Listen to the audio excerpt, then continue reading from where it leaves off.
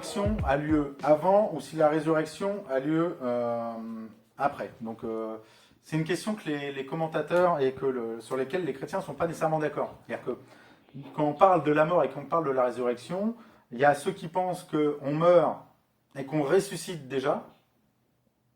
Il y a ceux qui pensent qu'on meurt et que notre âme va près de Dieu, mais notre corps est mort.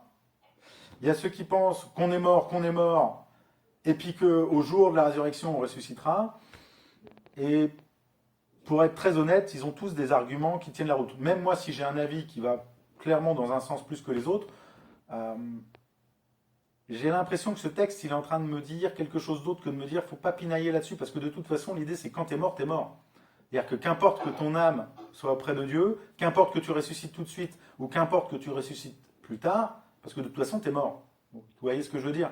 Et donc, comme t'es mort, la question de comment ça se passe entre la mort et la résurrection, qu'est-ce que ça nous apporte? Ça ne m'apporte rien en tant que vivant, aujourd'hui.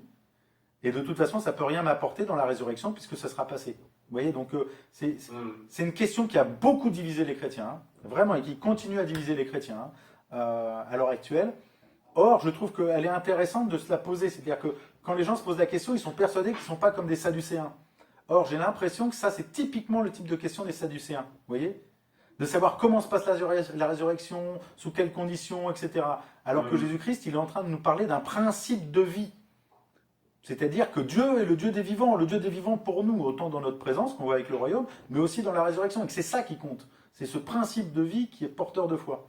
Donc, oui, il y a des interprétations différentes sur le temps de la résurrection, quand il se passe, comment il ne se passe pas. Même certains, par exemple l'Église catholique, pensent qu'il y a une période de purgatoire, c'est-à-dire que la mort ne pouvant pas être vainqueur sur la création de Dieu, il y a un temps dans lequel on va payer pour les fautes qu'on va avoir jusqu'à être racheté, enfin qu'importe.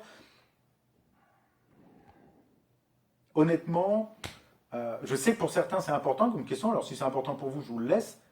J'ai quand même l'impression que ce sont des questions plus de Sadducéens que sur l'affirmation que Jésus répond. Vous voyez, Jésus ne répond pas à la question qui se pose, il répond quelque chose de plus fondamental.